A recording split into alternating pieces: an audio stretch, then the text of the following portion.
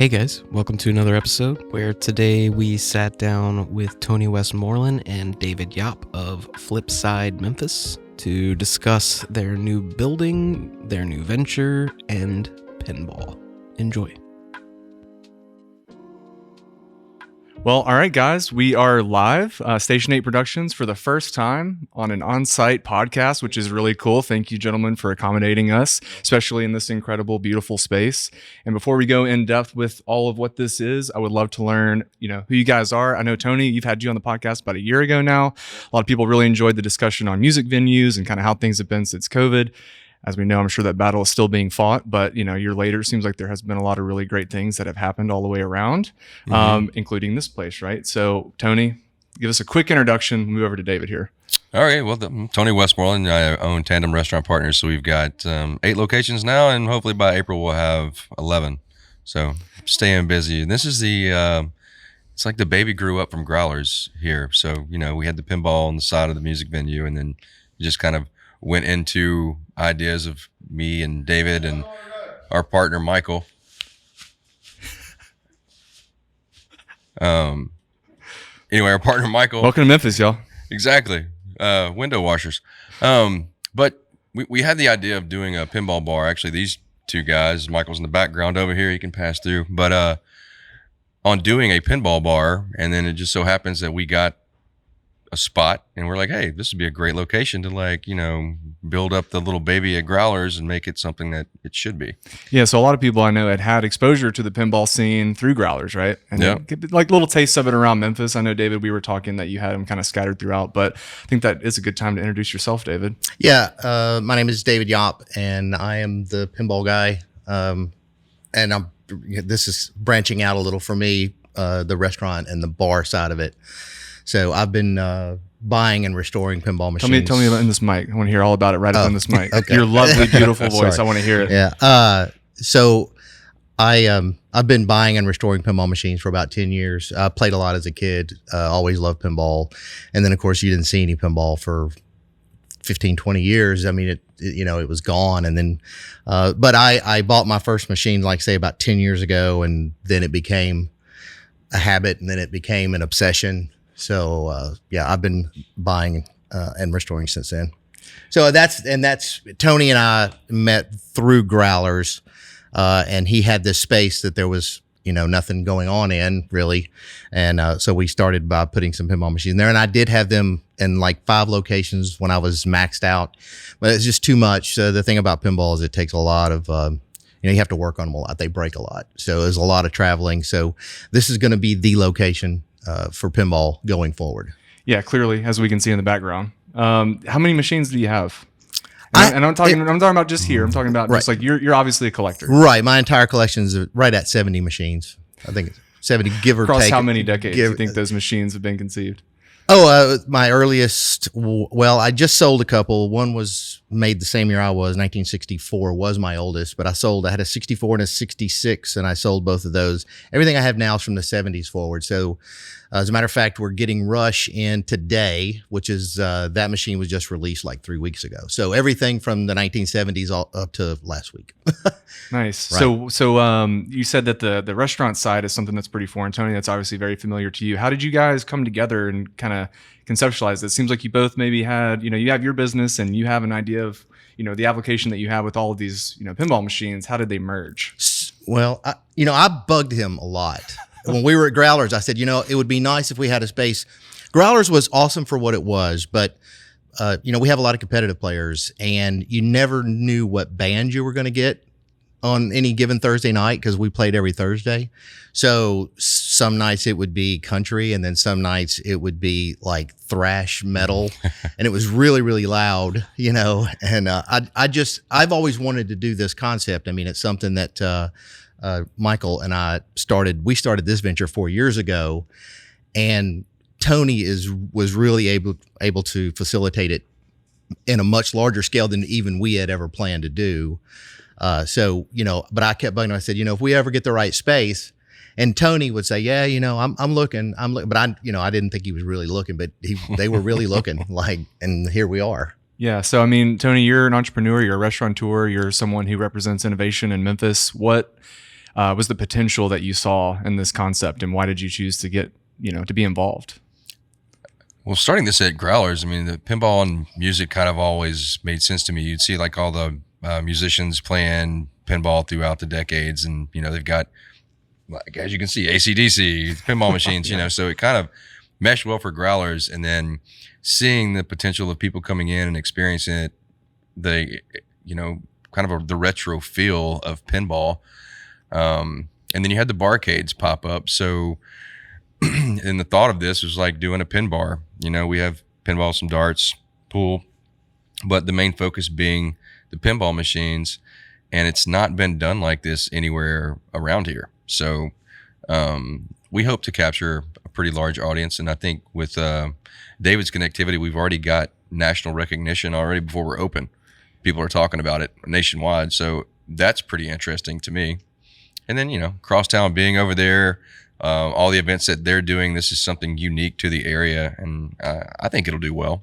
Plus, we got Jordan Beatty as our chef, and he's doing a great job on the menu. So I think we'll have some really good brews, some good food, and good times. Yeah, I want to dig further into the restaurant side and learn more about the people that are kind of making that happen, as part of that. I know you have, I guess let's jump into that. What do you have like for the vision as far as, we got to talk about the bar design, but just like the vision of how you're going to merge like the aesthetic and the visuals and like what the place actually is with what pinball represents, right? Because you're kind of merging the two. Like what are like the key components of the design that you think will really be attractive to people?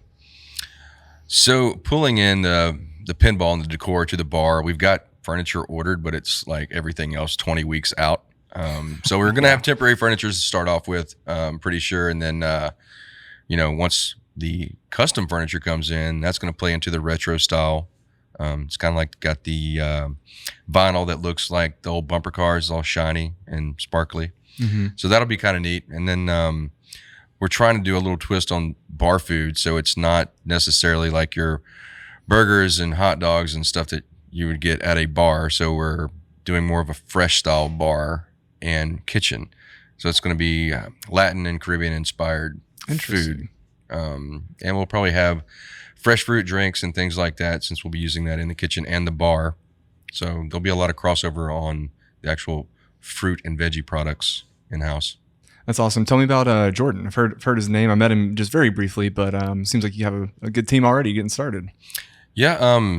He's got a background. He's worked for a few chefs in town, and he was running an HVAC company when I ran into him, and mutual friend got us connected, and he said that he wanted to get back in the kitchen, but wanted to have influence on the menu. And I was like, well, if this is the direction we've got, there's no fryer here, so we're not going to be doing a lot of fried food. So as long as you can focus on that direction, I mean, do what you do and make some food. So far so good. We've had some menu tastings. We got one coming up Tuesday, and that's going to be where we bring some local chefs in to taste the food. I think that's an essential part of progression for Memphis at large, is understanding that your menu doesn't have to revolve around fried foods. Right. It can actually be, you can have fun and have some great drinks and have a good time with your friends, but also, not extra kill yourself while you're doing it with the bad foods. Have some good food. I mean, we want the younger generation in here too, don't get me wrong, but a lot of the pinball players are, they're older guys like me and David, in our era. I mean, I'm almost 44 this month. We do have some younger players. I mean, we've brought in a few 20-year-olds that, and unfortunately those young guys with the fast reflexes are really good. They're good pinball players. But yeah, most of the pinball players are in their 40s or older. Right? That's awesome. It's an older crowd. Yeah, I was. I don't think I got to talk to David a little bit beforehand, but I have a very dear friend of mine. He's already having his wedding here, man. You're not even open yet. Oh, really? Yeah. Well, Zach and Michelle. He's been my best friend since like freshman year of high school. Yeah. So. Shout out to Zach. Yeah, shout out to Zach Arnold. Yeah, I actually called him and I was like, hey man, I'm doing this podcast with the guys from Flipside. I know this is something that you love. Is there anything that you would want to know just as a consumer? And he was like, oh well, I kind of already I know everybody. I already know. I know everything. So that was the kind of a sign to me that that it's definitely like there is a subculture and a community around pinball. So tell me about that, David. Like you said, you got like that niche crew of people that are just like solely dedicated. And over the last 9 years, I've sort of built up this community, and I wasn't solely responsible, but you kind of provided 70 pinball machines. Well, because of the internet, we all tend to find each other in these different ways. And actually, I think another one of the early folks, Ace Majalesi, and I hope I didn't say her last name wrong. She would have a tournament every now and then at Garibaldi's Pizza. So some of us met there, and then I got to know them. They got to know me. These tournaments started in my garage with 3 machines. Like I had 3 pinball machines, and that's where it started. But What year was that? that was 9 years ago. So Okay. it all started around 9 years ago. Okay. As far as having the competitive side. But the competitive side, while I enjoy pinball, I really enjoy competitive pinball. It just adds a whole nother dimension to playing the game. And that's the reason that we came up, and I don't know if it's in the frame, but you see the TVs above the pinball machines. That's really there for competitive pinball, because when you're competing against someone, you don't want to have to look over their shoulder, and so you can just stand back and look up and see how bad they're beating you or not beating you, right? But so yeah, we continue to pick up people along the way for the last 9 years, and we have we have a group now of about 30 hardcore players. We have a Facebook page for all of Tennessee competitive pinball. So if there's a tournament in Nashville or there's a tournament out in East Tennessee, that's all posted there, and there are tournaments here. And we've actually, we've gone to Nashville and played. We've got players that go up to St. Louis and play. So it's going to be nice to have, most of the pinball places are just pinball places. You might be able to get a bag of chips, a drink, or you can bring your own cooler in. I'm really excited to host some of the folks from out of town, from places like St. Louis and Nashville, and that they're going to come in and they're going to get a completely different experience here, And while Nashville has a lot of pinball, I don't think they're going to have anything quite like this. Are you saying that Memphis can do it better? Well, Absolutely. I agree. I'm saying that Memphis is going to do it different.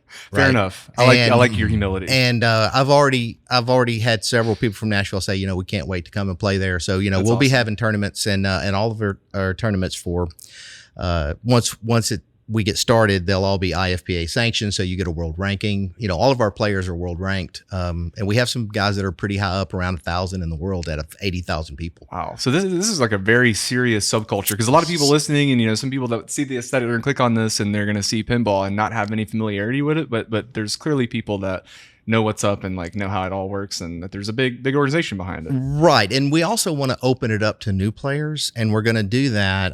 One of the plans that we have is to do like a Friday night. I don't know if you did this as a kid, but midnight bowling. Oh yeah. So what we all want to did, do, right? We went with our little girlfriends, right? Cosmic pinball. So so what we want to do is kind of the cosmic bowling concept, but for pinball. So you pay one price. You come in on a Friday night. We'll start, say, 10:30, and you can play pinball from 10:30 to 1 a.m. For that one price. The machines will all be set for free play instead of dropping tokens for that. Yeah. So, and we'll have, we'll give out swag. We'll have little competitions within that good time. But we want to bring in new people, and then they will get introduced a little bit maybe to the competitive scene as well. And then maybe they'll join us on a tournament night, or when we have pinball leagues, because there are pinball leagues as well. So we just want to get more people involved in the game, because it is a lot of fun. Yeah. He brought in the tokens, and so there's a big merch side of this too that we're going to start focusing on, like hats, t-shirts. The tokens will have the logos and stuff on it. Yeah, and we'll be putting the logo out in vinyl, so you might see these pop up in the city, and you might not know what they are, but it's for the flip Who made side. the logo? I did. Gosh, man, Renaissance man over here. We were talking about this earlier. I know Michael, gentleman behind the organization. He's got a lot of great talents. Tony does, like David here. We just got an awesome Memphis collective here coming together to make this happen. We got a unique group of folks that are coming together to do this, that do have a lot of different backgrounds, and I think it's great. Yeah, that's what makes Memphis special. I think we always find ways, to come together and unify. There's a lot of spotlighting on what's not working, but we're doing the exact opposite right here. Yeah. Yeah, it's a good thing, man. Most of my teams, they're, they have special skill sets, and that's basically the heart and of the operation is the people that are in there. So if you don't have anybody that has those skill sets, without David, this doesn't happen. I can't run a pinball bar by myself. I need somebody that knows how to run the machines. Mm-hmm. And with Zach having the wedding here, that's something that I really didn't think that was going to happen when we started it. I'm like, dang, people want to rent the bar out. We don't even got it open yet. Right. We had 2 meetings back to back. Yeah, we had 2 meetings the same day. We're also having a rehearsal dinner here where they're renting out the whole place. That's awesome. And it's, the concept of pinball, to me, it is a little different than what you would see the groups playing, like pool and darts and things. But I mean, what is that, Hot Pockets or whatever it is off of like Summer, whatever. Hot Pockets. Cars all over the parking lot. But it's not weird for a bunch of people to get together and play pool. But if you're looking at pool, the play field never changes, right? So you have a skill set and you can play the pool game. That's great. But in pinball, there's still a skill set, but every play field's different. On different rules. maps. And there's Exactly. new rules for everything. And, as we talk about it, I feel like it's kind of interesting too, because even though it may be, a technology that's been, kind of used for a while now, it still hits all of the modern marks of what grabs people's attention. There's a lot of lights, it's flashy, it's aesthetically very, appealing. It draws you in, kind of like our cell phones, right? But like it hits all those marks. It's kind of interesting. I didn't really think about Some of the machines yell at you, like Black Knight. We had to turn them off. I was kind of afraid it might yell at us. I had to turn a few down so they quit yelling at us. Yeah, I mean, I want to dig into too, just when I came in, I mean, immediately realized that this place was an experience. It's not just, like you said, a more conventional thing where you come in and put your money in, get a bag of chips, play your pinball. This is an all-encompassing, experience of pinball, and being able to, accommodate other people that maybe just want to hang out and like see what's going on. And I love the way you have the layout, and you touched on it earlier, but you have the section in the middle here overlooking all the pinball machines, and you talked about the cameras. So you also mentioned me some rules about the rug. I want to go into like the practicality of how people actually play and how it works, because it's really unique, and I want to hear more about the cameras and pretend like I know nothing. So the competitive pinball player can be very serious, right? And they don't like, when you're playing, you don't want somebody to walk up and stand at the pinball machine next to you and lean over and like it get in your peripheral. So the whole idea behind the gallery monitors is, so if you're playing, you can be on the mat if you're up, but if you're not, then you have to be behind the mat. Right? So it's just all about not disturbing the actual player that's playing. But yes, off camera behind you, we built a couple of 8-foot player bars, like gallery bars, and they're using old pinball parts that kind of flash. But it's a comfortable place to sit, right? And you don't, you can be a spectator. You don't even have to be playing. You can sit back there and actually be a part of it, especially when it gets down to like those last two people, and when you're watching two people go at it on, everybody's focused. There's a lot of screaming and cheering, and it's really it can be very, very electric. So wow. Well, man, that's crazy. I didn't even think about people that I guess aren't familiar with pinball coming in and seeing something like this. I mean, it seems like there's going to be just as much for them to enjoy. And the camera system, the way that's laid out, I think you can see it in the shot. Yeah. I mean, tell me about these little cameras. Like how did all this go into it? I know right now you set it up on the pinball machines itself. You're talking about putting them on the walls, but these screens, right? So tell me what's up. So yeah, that's just it's a security camera that's rotated 90 degrees. So you rotate the security camera, you rotate the TV, and then you can 16:9 TV, and it fits a pinball playfield pretty good, right? And I did it, actually the first time I did it was in my garage with a security camera system that I would just plug into one TV, and I would just pick, either camera 1, 2, 3, 4. But once we started getting into the serious competition afterwards, I wanted to do 1-to-1. TVs, the 32-inch TVs aren't that expensive, and the security cameras aren't that expensive. So we just started building it all out. And I've had players, matter of fact, I had a group of players that went up to St. Louis and played in a tournament, and they said, we really, really miss those TVs. When we're playing out of the city, it makes a difference, because you do have to stand there and look over somebody's shoulder. It doesn't, it takes away the spectator aspect of it. Sure. For this setting here, I mean, we can all like just look over and see what everybody's doing on the games. Yeah. When I actually got the demonstration and I saw like how I was able to watch everyone play, it blew my mind. I thought these were just like, like a nice advertisement, like a big bright billboard, but it's actually practical. We had talked about the cameras, and I got the 3 guys from Station 8 to play one game of pinball to see who the best pinball player is from Station 8, and it was him. But immediately when he got up to play first, it's very natural. You immediately stepped up next to him and looked over his shoulder at the play field, and I tapped him on the shoulder, and I pointed up at the TV. He goes, "Oh yeah, that's right." Got in trouble already. Already, man. Yeah. First round. So then but as soon as you get it, you get it. You do. It's brilliant. And if you guys come back on a Thursday night, that's when we have our tournaments. And you'll see exactly the buzz that I'm talking about when all these serious players are in here. So give me like a format of a tournament. Like how do you do brackets and things like that? Right. So we do match play. And on these TVs, I'm able to broadcast the, who's playing and where your points are. So you'll have a 4-player game or a 2-player game, depending on how many people are playing. And depending on what place you come in, so first, second, third, fourth, you get points 7, 5, 3, and 1. So you'll do like 9 rounds of that. So let's say you start with 32 players. So you want to cut the field in half. So your top 16 in points at the end of those 9 rounds, so you'll play 9 games against 3 other people. They will go into a bracket, a single elimination bracket. So then it's just head to head. You win, you move on, you lose, you're out until you get down to your ultimate winner. Gotcha. So if I were to come in on, that's the contest or the competition. That's a structure. Thursday night tournament, right? So give me an example of what a Wednesday night or a Tuesday night would be, where I come in and maybe more casual players or someone who's trying to break the ice. Like, what would that look like? What would my experience look like coming in? Well, I mean, if you're just going to come in and casually play, it's open play, and you can just walk up and play, or you can play against somebody else if you want to do that. But on other nights, it may be pinball, but we are also planning on doing things like trivia. And darts and cornhole, those kind of things. We didn't even talk about this. All right. So there's going to be a lot of other things to do outside of just pinball. That's correct. I mean, pinball is a part of it, but pinball alone, I don't think is enough, right? Because the thing about pinball is it's hard, and a lot of people play it once or twice and they don't like it, right? Because it's a difficult game.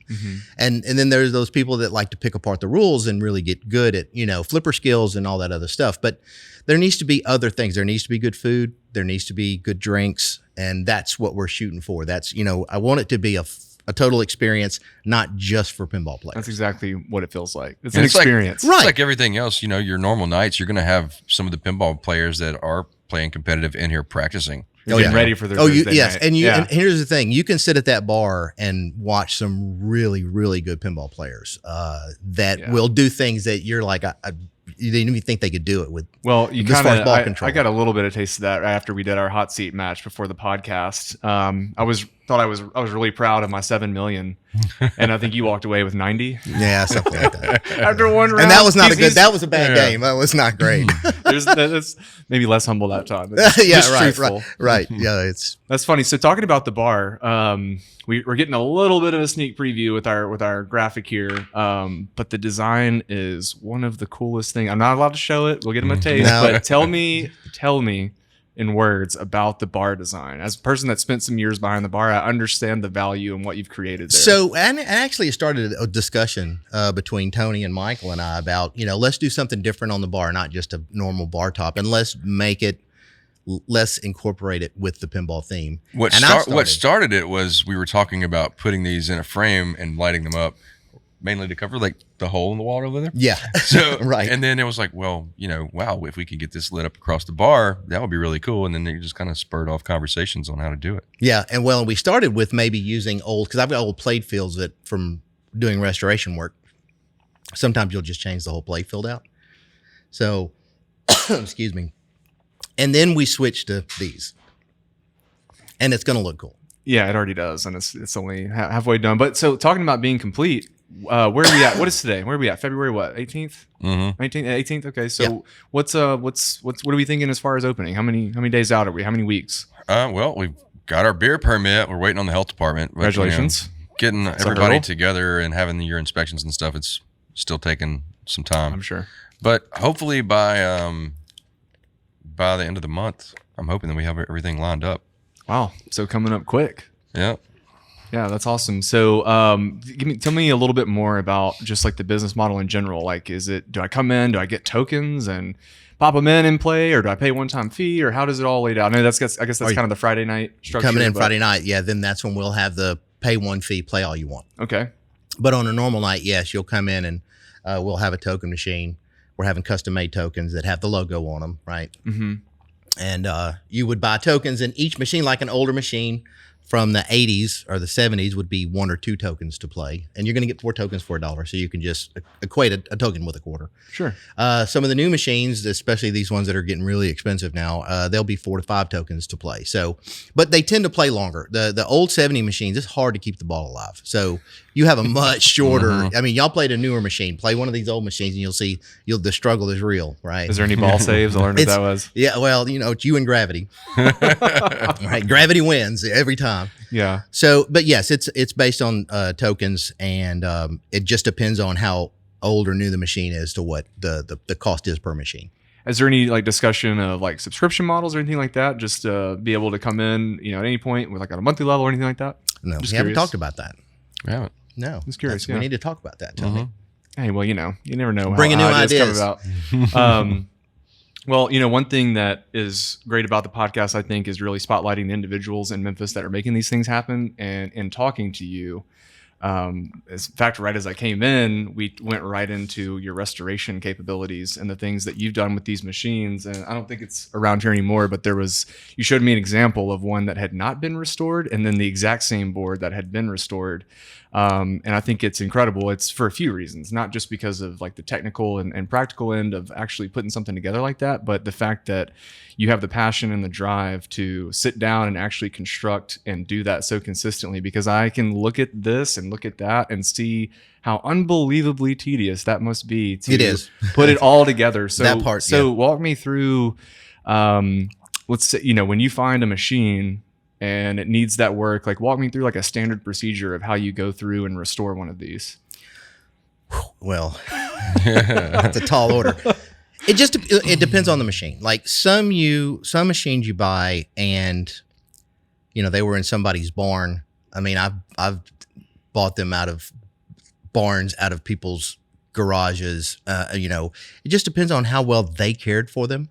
So there are people that never replace the ball, so the ball gets beat up and it basically becomes sandpaper, and it starts chewing away at the graphics on the machine. So you have to go in, and sometimes you're hand painting.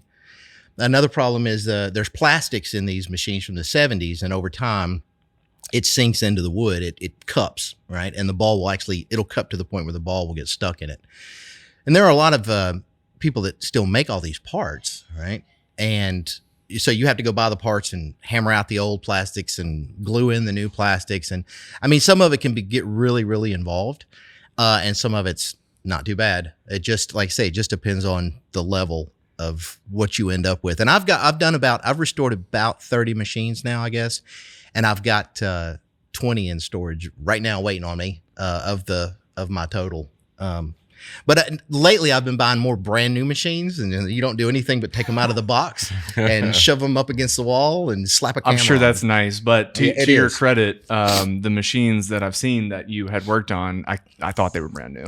I mean, it's an unbelievable level of restoration, and you even went out of your way to explain the one that you wanted to keep the patina and keep it in original, The $6 million man. Yeah. Yeah, but it still looked incredible. It was from the 70s. I mean, Well, thank you. where did you learn to do this? Like, did you just trial and error? Google University. And I'm serious. Google you. Hey, the age of the internet's a beautiful thing. No, and YouTube. There are all kinds of people that came before me that took the time to share their different techniques with how they do this. And all you have to do is be willing to invest the time to go out there and do the research, and you can learn all of that stuff. I mean, everything from soldering on boards to all the playfield work, it's all out there if you care to take the time to learn it. And the nice thing about it is learning from them. And then I came up with some new techniques, and I have a YouTube channel where I've shared. Oh, no. Yeah, absolutely. Yeah. Oh no, we Yes. got to get that. Link in the description, guys. Yeah. So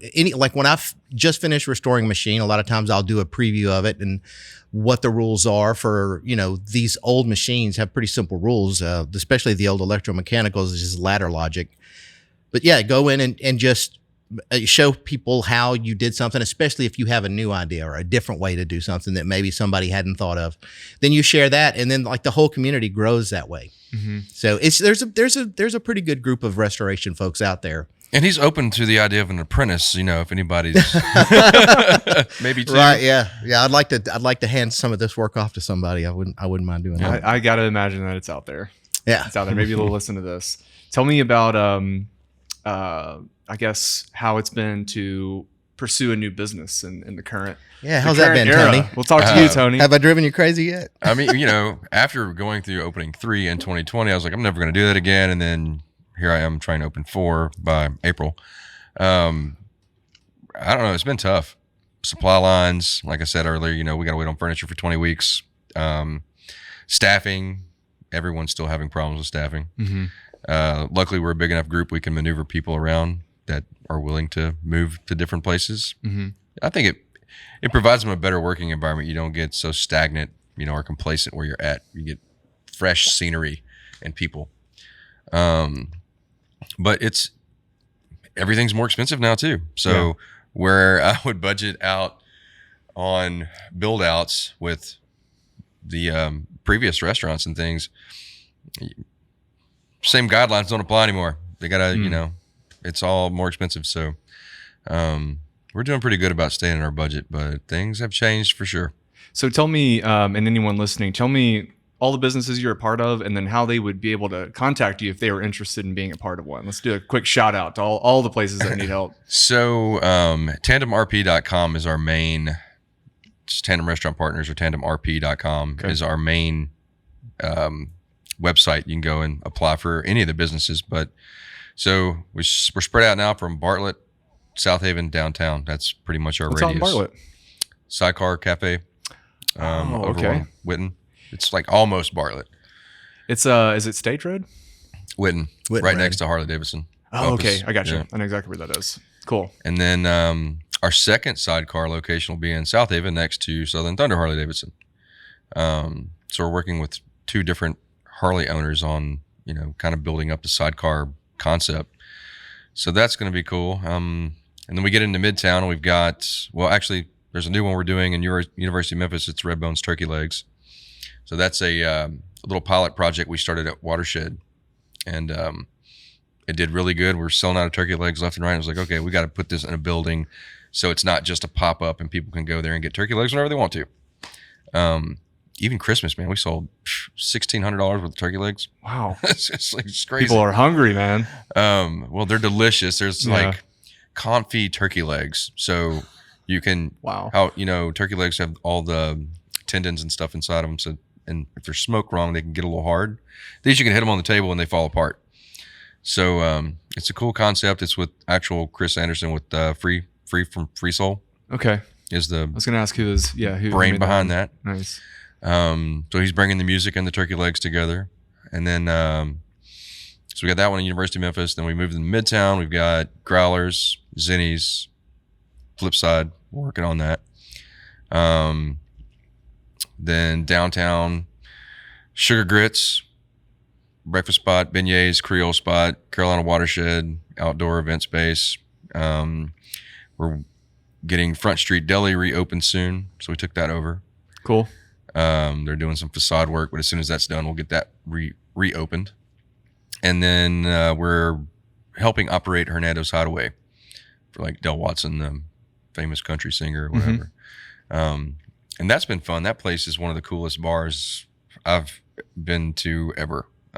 Just the history behind it, which all of these things play into what my whole focus is keeping Memphis, the nostalgia that we have here that, we grew up in, to still have something that's familiar that we can go to and enjoy instead of all the new stuff that's really, there's no character.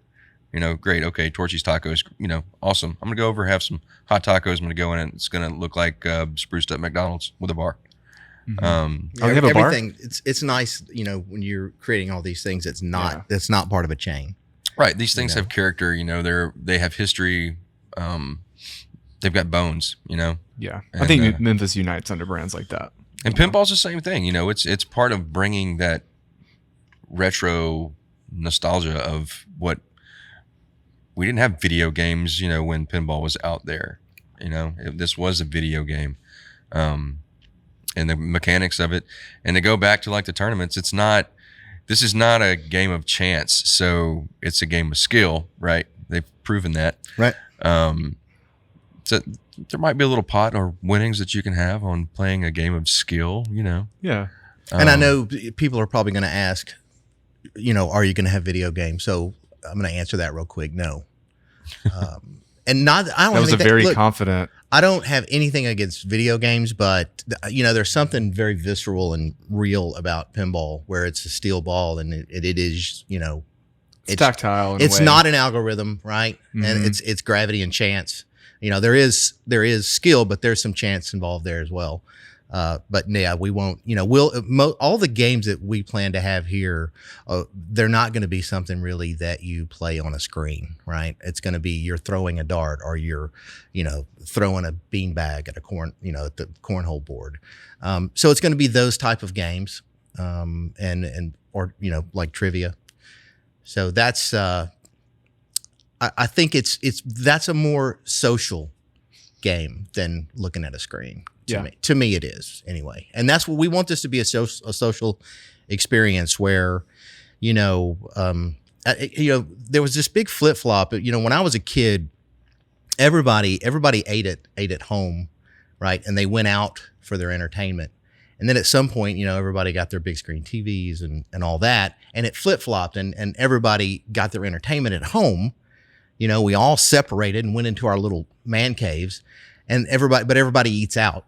So this concept, I think, can bring both of those, kind of a man cave feel, and a social aspect, and also you can eat out at the same time. So I think that's maybe what could set us apart from just an arcade or just a restaurant. And women are invited into the man cave. Yes, yes. I don't mean to say it's just. Oh no, of course, yeah. And we do. We have some. We have female competitive players as well, and they're good. So, yeah. I think it's going to be a lot of fun. No doubt. How did you guys meet and come together for business? Like how did that happen? Well, actually, Jason, he's the guy that's providing our pool table and our jukebox and such. He facilitated that. When we were trying to, Dr. Mueller and I were first trying to that's Michael. Michael, yeah, sorry. He's been a huge part of me being able to do any of this, because when I told him what I wanted to do, he's absolutely supported me for now 4 or 5 years and tried to help me facilitate that. But we tried on Broad, and we just weren't able to pull it off. And we really got lucky because, we were getting ready to possibly sign a lease for 3 or 4 years. About 6 months before COVID hit, we would have been drowning in debt, and we just never got it off the ground. So at that point, I said, you know what? I'm going to just see if I can find some businesses and put some pinball. So I put a post on Facebook, and Jason, who he and I don't know, we were just friends on Facebook. I don't think I'd ever met him. He said, look, I know the space at Growlers that they're not doing anything with. Let me talk to the owner and see. And then once I brought pinball in, the rest is history. He got into it, and we've just gone from there. It was a coffee shop, and I was like, the coffee shop guy that we were working with moved out. We didn't really do anything to it. And David came in and he was like, okay, well, I want to do pinball. And I was like, well, that would be really cool. Like what other music venue you got? You're going to have a line of pinball. All the bands really dug it. They might walk in the door. Sure. Like, oh my God, where are all these pinball machines? But the best part about that first meeting though is dealing with business owners. When they said, Tony's going to be in a minute, and I said, okay. And there was a lot of stuff that had to be done to that room. And it had to, there had to be some electrical. There was a bunch of benches against the wall that needed to be ripped out, And I was, pretty lackadaisical. Like, maybe it'll happen, maybe it won't. So he showed up, and I said, hey, I need all those benches removed, and I need, another 20 amp line run, because these machines take a lot of electricity. And he said, okay, yeah, I'll take care of that. So I left. I said, I'll hear back from him in a week. The next day he said, okay, we're ready. I'm like, what? The next day. And I was like, okay, this guy's squared away. Yeah. And he's going to he's not going to just stand on this. He's going to actually make some stuff happen.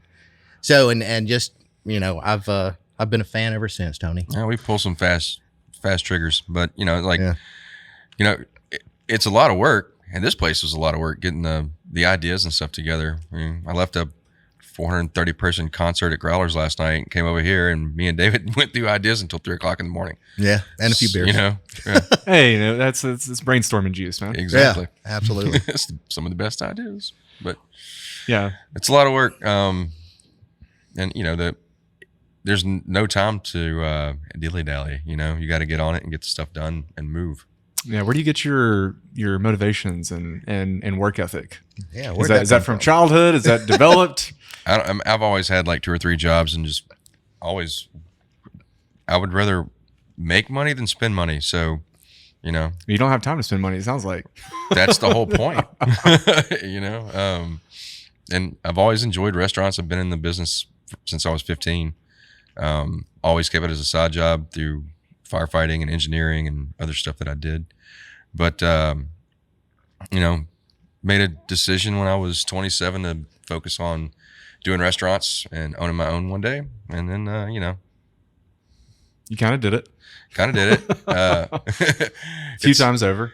Yeah, it's, I'm never bored. So, you know, that's a good thing. I don't like being bored. Yeah. And I think Memphis has appreciated all the things that you're part of, for sure. I mean, musically, especially. We do a lot in music. And I mean, that was the whole focus last year when we talked. I mean, Growlers Yeah. and all the incredible things they were doing for local musicians. So, We will have some live music here, by the way, as well. okay. So So you got some other Get things some small planned. stuff. Yeah. So not Yeah, just just- pinball, a right. few other things. Got some live music. Right. Cool. So I want to know just too. I know you mentioned your history just there, but how do you go from? I know a little bit. No one else does of your history. Okay. So give me career wise how we landed in this place. How do we land in Flipside today? Well, Let's start. You know, your connection to Memphis, right? You got a well, more intimate connection with the city. I grew up in Fraser. Yeah. Okay. Yeah. So, I mean, I am Memphis born and bred, and I did leave for a little while. I had a stint in the Army, but then came back, and I was, you know, I've been here ever since I came home, and that was back in '91. And just I'm in the radiology field. That's how I know Dr. Michael, sorry, is that he's a radiologist, and I work on the imaging systems that the radiologists read their images from. So he and I have known each other for, I guess, about 10 years. And Yeah, and I have to real quickly say Dr. Mueller, right? That's this is also another Renaissance man back here. yeah. Man of Yeah. many talents, Well, it's funny radiologist, that- but also mechanical engineer. Yeah, and well, you know, both of them were engineers at one point. Yeah. So Yeah. So, but anyway, I'm a computer guy really by trade. And the pinball was just strictly a hobby. And my wife, Julie, allowed me, once I bought one, because, you know, they kept showing up, and she's really been super with allowing me to keep going, because, I mean, let's face it, there's a lot of significant other spouses that at 5 or 6, I'd be like, okay, you know, we got a problem that we need to talk about. But she let me keep going. And Sounds like mine with restaurants. right, yeah, you collect restaurants like I do pinball machines. But yeah, she's been very understanding, and she lets me go out and spend all those hours in the shop. So once I got into the restoration side of it, because I always just wanted to play them, but there was no place in Memphis to play pinball that I was aware of at that time. And even if you did find a pinball machine on location, they were busted. Yeah. You know, one flipper doesn't work, and that just really sucks to go play a pinball machine that's only half working. So, you know, once I learned to fix them, I could play pinball machines that played well. And once I had a big enough collection, I wanted to share it with people. And, you know, through just all these snaking paths, I end up with Tony and Michael, who have facilitated that dream. And it's finally, I mean, this has been a long journey. Of course, when I started, I didn't plan to do this. I planned to have a few pinball machines in my garage, but you know, that dream keeps getting bigger and bigger. And finally, you know, we're nose to the grindstone for the next month, and hopefully we're open, and, you know, everybody will get to kind of experience, what a good maintained pinball machine is like. That's not, you know, that's not just been put out there and half busted and it's just there to collect quarters. It's here for you to experience it. Yeah, your passion and dedication is in every one of these machines in one way, shape, or form. You can tell. It's very, very well taken care of. Thank you. I appreciate it. Yeah. So, give me, as we'll wrap up here shortly, but tell me, what would your 1 year vision be for Flipside? Both of you. Putting you on the spot. So. Okay. Yeah, all right. You know, it's taken me 10 years to get to 30 pretty hardcore pinball players that they don't show up every Thursday.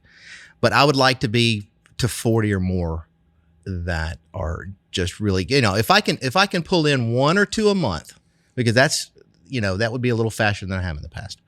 To get 1 or 2 people a month interested in pinball through either coming and joining us on Thursday or coming in on a Friday night, and seeing about it, that would make me happy. And also I want the food to be successful. I want it to be a restaurant first.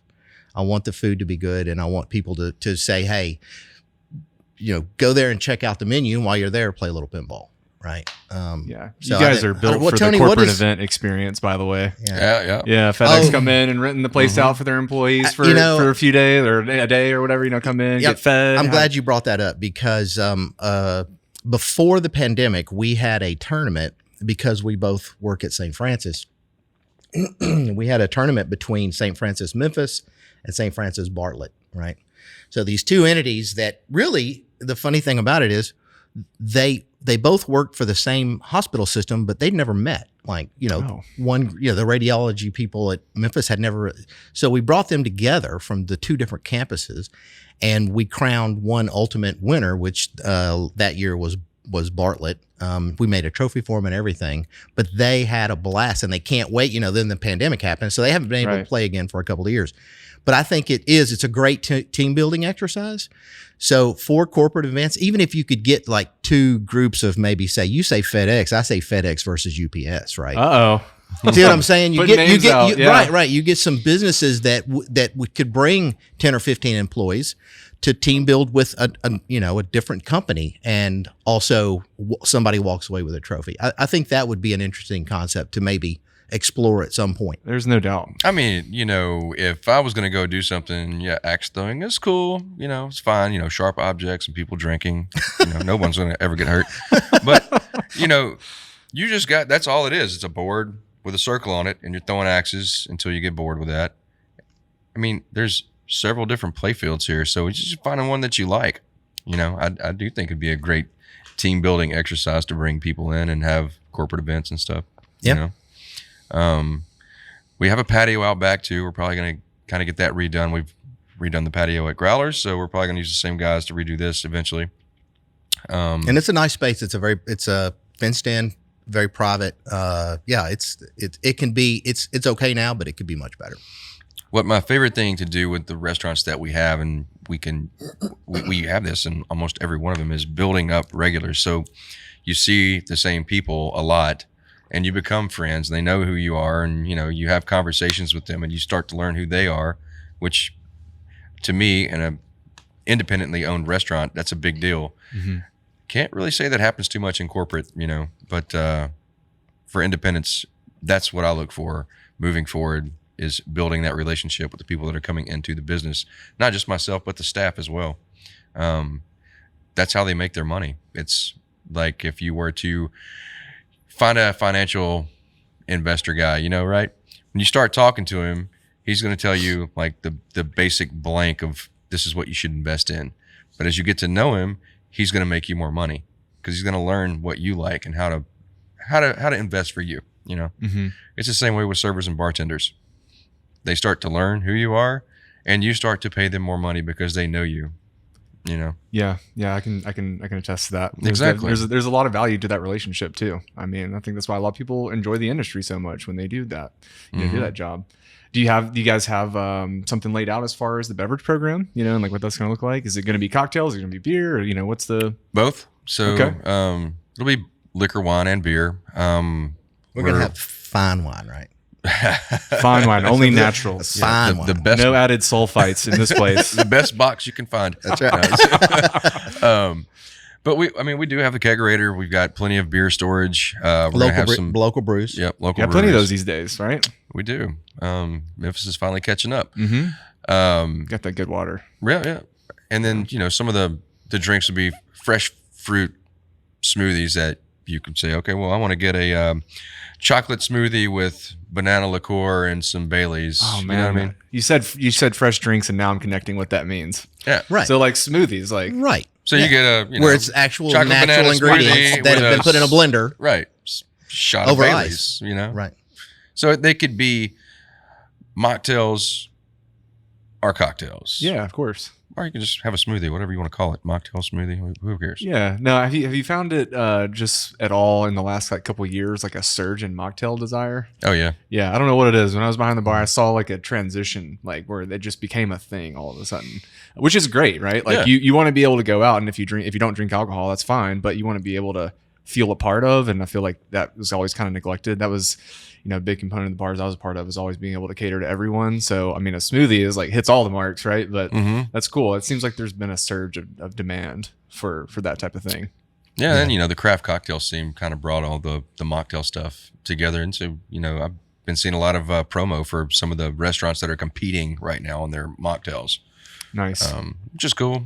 It's even to the point now of canned water. Gosh, you know what I'm talking about? The liquid death, and they're making it out to be like an adult beverage, but it's just water, and that's starting to pop up different places, which is kind of weird to me. Wow. Well, I saw the Baja Blast Seltzer. You seen that coming out soon? Haven't seen that. Yeah, they're working on all kinds of crazy things these days. But yeah, well, I think it's that's a lot of information about what's going on here, and a lot of things to look forward to in the next 2 or 3 weeks, right? As far as opening up. Yes. Yeah. So maybe no later than mid-March. I'm feeling. I hope so. No later. ASAP, as soon as possible. ASAP. Yeah. Cool. And make sure to put the link to our Facebook. Yeah, I want to know. So let's talk about that. How can we contact you? How can people follow you on social media? How can they know what events you have going on? Do you have anything planned right now? Just anything that you have going on that's coming up. What's your website? Flipside Memphis. Flipside Memphis. FlipsideMemphis.com. Yeah. And I think we are just Flip Memphis on AOL. Wow. I'm sorry. I'm showing my age on it. No, on Twitter and all the other So services. you have Facebook, you have Instagram, right? All that stuff's going to be in the link in the description below. So right, we'll be able to... you can keep up with when our grand opening will be there. That's probably the best place through one of the social media channels, or AOL if you're still using AOL. Yeah. We're going to go back and pull that in too. I mean, it fits with It's Pinball. keeping the nostalgia, Yeah. Cool. So if someone wants to reach out to you, if they did want to do a corporate event, could they find the contact information and everything through the website? Yes, that would be the matter of fact. Through the website would be the best way to contact us if you wanted to have an industry type event here. Sure. Well, cool. Well, guys, I really want to thank you for letting us come in and chat with you in space. Like I said, this is our first on-site podcast, so we appreciate such an incredible background, but also appreciate you taking your time and sharing with us what you're doing for Memphis, because I think it's really incredible. It's really unique. It literally does not exist, and it seems like it's been spread out throughout the city, but it's finally finding a home. So I'm happy for you guys. This is awesome. Well, this is a great thing. Yeah, and thanks for doing your first on-location shoot here. And I don't know about Tony, but I personally expect to see you here on a Thursday. All right, fair enough. Zach's going to drag me along. Yeah, and have Zach bring you. Bring $5 to throw into the pot with the rest of us, and all you need is left flipper, right flipper, nudge. It's the easiest game in the world, right? Yeah, you and your flipper skills, man. After we finish up, you're gonna have to show me some tricks. All right, we can do that. All right, cool. Well, thank you, gentlemen. All right, thanks a lot. Yep. Thank you guys for tuning in. If you'd like to catch more of our content, you can check it out on our YouTube channel, youtube.com/Station 8 Productions, or you can visit our website at station8productions.com. Thanks.